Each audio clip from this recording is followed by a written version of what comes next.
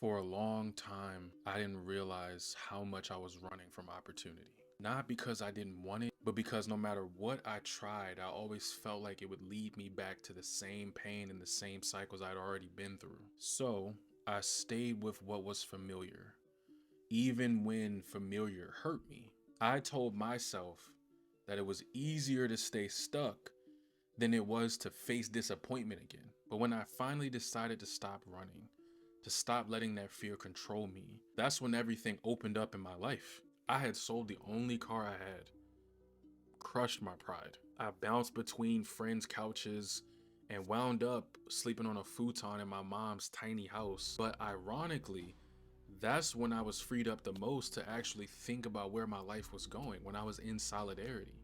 That's when I started to see it, the patterns, the box that I was living in, the limitations that I built for myself.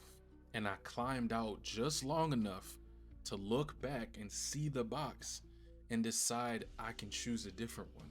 And that's all it takes. One decision. One decision to stop living your life on autopilot, running the same program over and over again. To stop letting fear run the show. To face the unknown with faith instead of trying to force control. Because when you do that, your energy shifts out of survival mode. You start feeling grateful again. And that gratitude becomes the doorway to every opportunity you thought was out of reach. You're not stuck.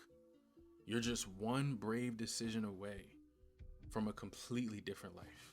Take it from me, someone who spent over a decade making the wrong decisions before finally having the balls enough to say, I'm gonna do something different.